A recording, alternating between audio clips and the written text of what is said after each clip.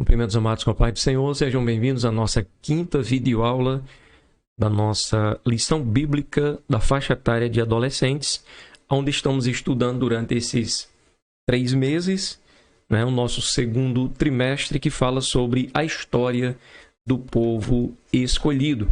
E a lição de hoje traz o seguinte assunto: novos líderes para um novo tempo, os juízes. Nós temos uma leitura bíblica em Juízes, capítulo 2, verso 11 ao versículo de número 19. A nossa mensagem de hoje está em Juízes 2, verso 10, que nos fala o seguinte: todas as pessoas daquela geração também morreram, e os seus filhos esqueceram o Senhor e as coisas que ele havia feito pelo povo de Israel.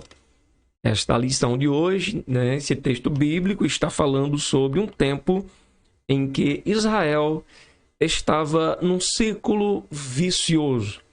Juízes foram levantados devido à falta de persistência, de perseverança do povo em andar nos caminhos do Senhor. Só que quando um juiz que era temente a Deus, que estava ali para conduzir o povo, morria, o povo voltava a pecar novamente. O inimigo apertava eles clamavam a Deus, Deus levantava outro juiz, mas quando esse próximo juiz morria, o povo voltava a pecar novamente. Quando se iniciou o período dos juízes? O período dos juízes se iniciou logo após a morte de Josué, o segundo grande líder do povo hebreu.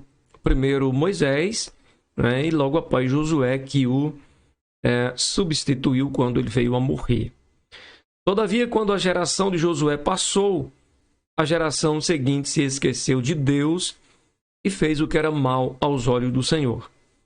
Foi um tempo em que cada um fazia o que queria.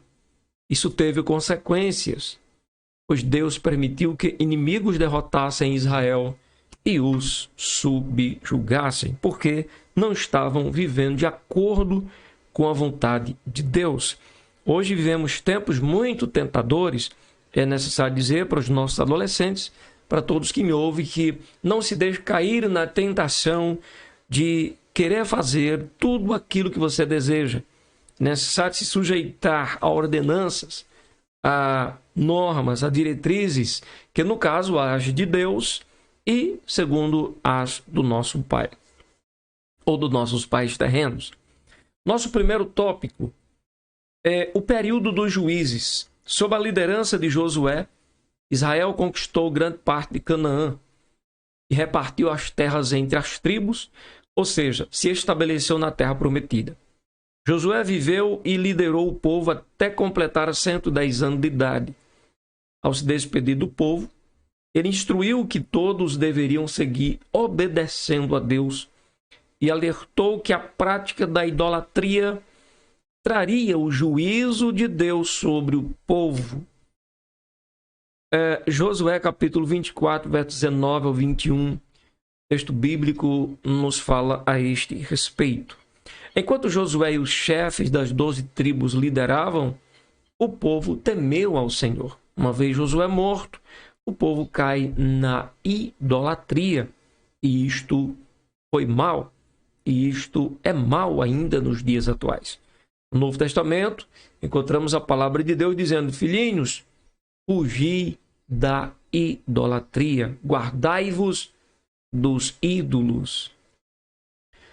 Por um motivo simples e muito importante: Deus nunca deve ser substituído por nada e nem por ninguém. Todavia, após a morte de toda essa geração, os descendentes se esqueceram do Senhor e das coisas que ele havia feito por Israel. Eles se envolveram com o culto às divindades pagãs de Canaã, se rebelando contra o Senhor Deus Todo-Poderoso. E isto foi grave. Por isso, Deus permitiu que os povos vizinhos de Israel invadissem e roubassem a terra, como consequência da desobediência, de terem substituído o Senhor por outros deuses. O Senhor permite que os povos vizinhos invadam a Israel. Assim, quando estavam em sofrimento sob o governo dos inimigos, o povo clamava a Deus.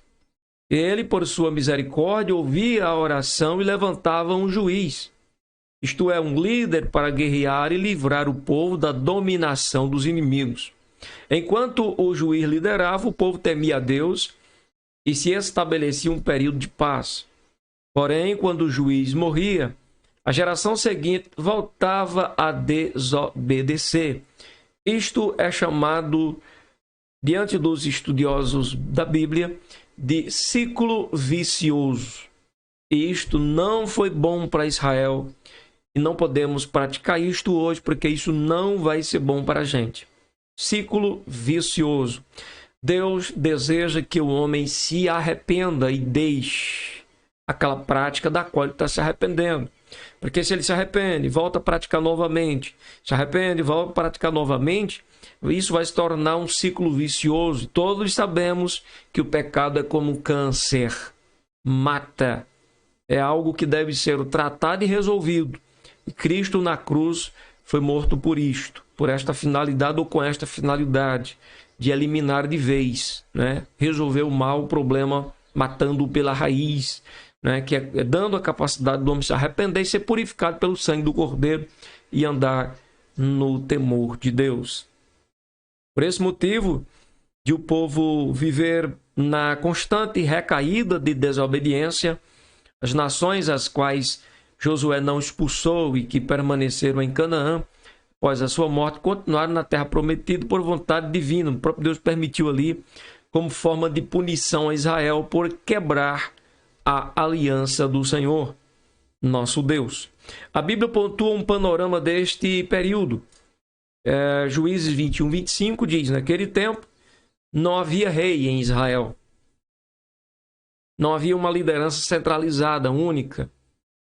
Então cada um fazia o que bem queria. Isso parece bem familiar aos dias atuais, não é verdade?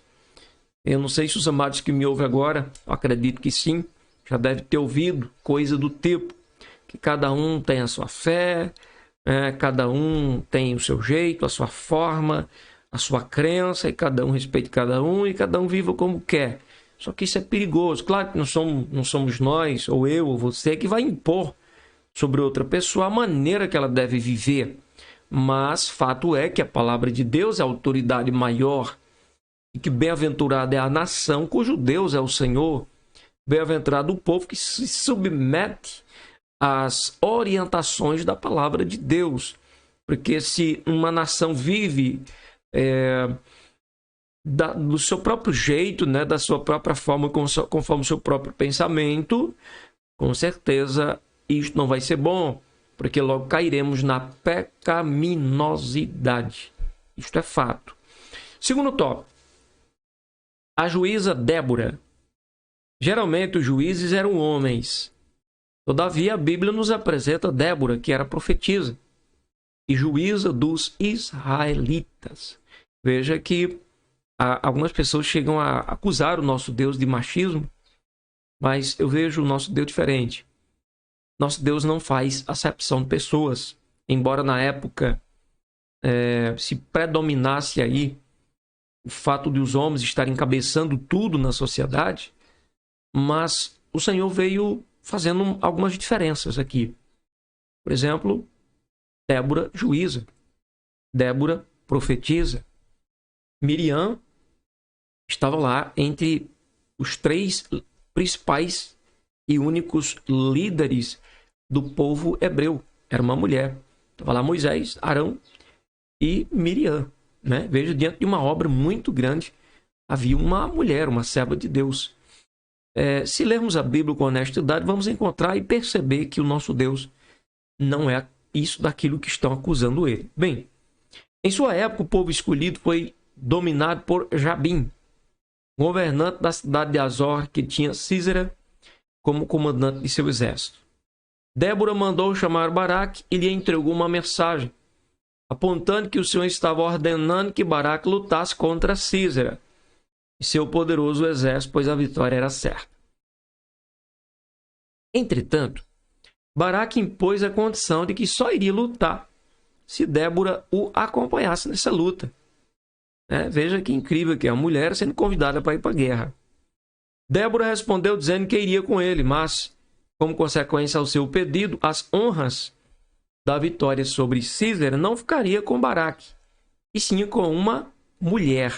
Não seria a Débora, mas seria outra mulher que definiria aí a guerra. Baraque e Débora se reuniram com um exército de 10.000 homens e partiram rumo a Quedes, uma cidade fortificada que ficava a cerca de 15 quilômetros de Hazor. Císera recebeu informações das movimentações de Baraque no Monte Tabor, reunindo seu exército e seus 900 carros de ferro, acampou junto ao rio Quizon. O momento da guerra havia chegado. Débora ordenou que Baraque atacasse, pois o Senhor estaria com ele. Quando o exército de Baraque apareceu, uma grande confusão tomou conta do exército de Císera, especialmente porque houve uma pequena enchente no rio. Ali mesmo, todos os inimigos de Israel foram derrotados por Baraque. Entretanto, o comandante Císera fugiu. E a gente vai ver quem mataria, ou quem chegou a matar esse homem, que aí colocaria fim na guerra. Císera se escondeu na barraca de Jael, uma mulher. Por estar muito cansado, Císera dormiu após se alimentar. Enquanto ele dormia, Jael o matou, né? Uma mulher o matou. Veja que diante de um exército de milhares de homens, uma mulher que define a guerra, né? Que mata o comandante das forças, né? Inimigas de Israel. Então é aquela questão, Deus usa quem quer, do jeito que quer, na hora que quer, e nós não podemos questionar isso. Deus usa o homem, mas também usa a mulher. O que não concordamos é com este pensamento de humilhar que tem na cabeça de muita gente. Só que isso não vem de Deus. Muitos homens que querem humilhar as mulheres, tem. Mas também é fato que tem muitas mulheres que querem humilhar os homens. O correto é cada um ficar na posição que Deus chamou, amar ao próximo e estar disponível diante de Deus. Porque o Senhor tem grandes coisas para fazer através dos homens, mas tem grandes coisas também para fazer através das mulheres. E, no final de contas, tudo quem será glorificado em tudo isso é o próprio Deus. Baraque, que perseguia Císera, quando chegou à casa de Jael, viu que o comandante já estava morto. E assim se cumpriu a palavra do Senhor anunciada por Débora, de que a honra da vitória seria de uma mulher, que no caso foi Jael. Após essa grande vitória, houve paz na terra por 40 anos. Olha que vitória, olha que triunfo. Nosso terceiro subtópico. Juízes, no caso aqui, Gideão e Sansão. Gideão e o juiz corajoso. O tempo passou e novamente o povo de Israel pecou contra Deus. Por isso, Deus permitiu que os midianitas, junto com os amalequitas e os povos do deserto, atacassem o povo escolhido. Toda vez que o povo hebreu semeava, os inimigos os atacavam, saqueavam e destruía toda a colheita. O mantimento, as plantações, os animais dos hebreus eram saqueados e destruídos, de forma que o povo estava em grande aflição e com subsistência ameaçada. É neste contexto de escassez e medo que Gideão é chamado por Deus para libertar o povo de Israel. Ele estava malhando o trigo no tanque onde se pisava as uvas para se esconder dos inimigos quando o anjo do Senhor apareceu ali diante dele. Os irmãos querem encontrar esta palavra, está lá em Juízes, capítulo 6, verso 11 e 12. Gideão se achou ou se achava indigno do chamado de Deus na sua vida. Isso acontece com muitos de nós, mas Deus confirmou a sua vontade. É porque assim, quando Deus nos chama, Ele nos chama para uma grande obra. E a gente nunca se sente preparado para uma grande obra, por se tratar da obra de Deus. Toda obra de Deus é grande, e nós somos pequenos e seres limitados. Porém, devemos confiar em Deus, podemos confiar nele. Porque se ele nos chamou, com certeza, quem vai fazer o impossível acontecer é o próprio Deus. Basta a gente confiar e crer, né? Mediante a palavra do Senhor, Gideão reuniu um exército para lutar com os amalequitas. Malequitas, que eram inimigos ferrenhos de Israel. Inicialmente ele reuniu 32 mil homens. Era muita gente, viu?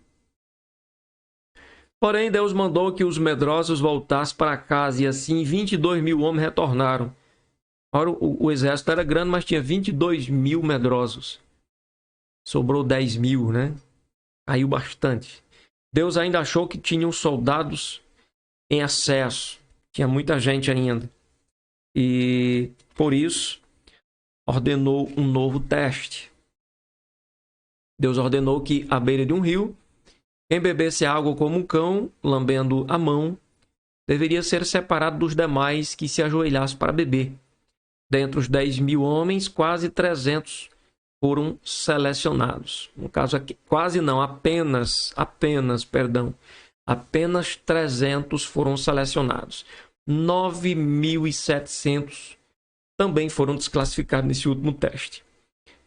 Por fim, com um grupo de apenas 300 soldados, Gideão lutou contra o exército inimigo, que era maior e mais forte. Gideão e seus 300 homens, apenas tocando buzinas, gritando e utilizando tochas de fogo, venceram a batalha. O que fica claro nesse texto é Deus guerreando pelo seu povo. O que fica claro nesse texto é que o que faz a obra acontecer não é a capacidade do homem, não é o poder humano, mas pessoas pequenas, pessoas frágeis muitas vezes, sujeitas a um Deus forte. Elas são capazes de tudo. Gideão e os seus 300 não teriam condições de vencer o inimigo. O inimigo era muitas vezes mais forte do que Gideão e os seus 300. Porém, Gideão e os 300 estavam contando com a presença, a participação do Senhor diretamente naquela peleja. Então, quando os soldados de Israel seguiram a estratégia definida por Deus, seus inimigos fugiram assustados e começaram a matar uns aos outros. Né? Veja que não são os 300 que matam. Eles mesmos começam a se destruir entre si. Havia ali uma ação, né, de Deus contra os inimigos do seu povo. Se estivessem com o exército inicial, o povo de Israel poderia pensar que venceu sem a ajuda de Deus. Quer dizer, por que Deus nos coloca nessa situação de fazermos coisas que vão além da nossa capacidade? Para que a gente entenda que não somos nós que estamos fazendo. A glória não é nossa. A glória é e será sempre de Deus. A glória é do Senhor, a honra é do Senhor e a majestade sempre dele. Né? Os midianitas deixaram de ser uma ameaça e o povo de Israel desfrutou de paz por 40 anos. Veja, mais 40 anos de paz diante da vitória nesta peleja. Último subtópico. Sansão escolhido desde o ventre da mãe. Muitos anos se passaram, Israel teve diversos juízes. Porém, mais uma vez, o povo pecou contra o Senhor. Ele permitiu que os filisteus, desta vez os filisteus, dominassem sobre os hebreus. Nesse tempo, nasce Sansão. Ele foi escolhido desde o ventre de sua mãe com o propósito de derrotar os filisteus. Sansão deveria seguir o voto de Nazireu. Sobre este voto, ele não poderia cortar o cabelo, beber bebida forte, nem tampouco tocar em cadáveres. Algumas coisas que ele findou descumprindo, né? Quebrando. Sansão cresceu seguindo essas diretrizes e o Espírito do Senhor começou a dirigi-lo. O Espírito de Deus o capacitava para que ele tivesse uma força física sobre-humana. Né? Veja que em todas as situações é Deus guerreando pelo seu povo. Porque no caso de Baraque, Deus vence um exército através da atuação de duas mulheres. Porque Baraque não iria para a guerra se Débora não fosse. Débora diz, tudo bem, eu vou, mas a honra vai ser da mulher. De uma mulher. Então, Jael define a guerra matando o comandante. Então, veja que Deus faz isso. E no caso de Gideão e os seus 300, era 32 mil pessoas. Ficou em 301. Que deixa claro no primeiro episódio e no segundo a atuação de Deus. No terceiro caso, era apenas Sansão. Era apenas um juiz. Sansão nunca reuniu um exército. mas chegou a matar 1000. Ele, sozinho, matou 1000 com o quê? Com a queixada de um jumento. Não foi nem com uma espada. E quem fazia isso? O Espírito de Deus o capacitava para que ele tivesse uma força física sobre-humana. Então, em todos os casos em que o povo de Deus teve vitória, não foi porque o povo de Deus era um povo forte por si mesmos, mas por causa da ação de Deus. Não é diferente conosco hoje. Você vai vencer, você vai triunfar, mas Deus que vai fazer você vencer. É Deus que vai fazer você triunfar.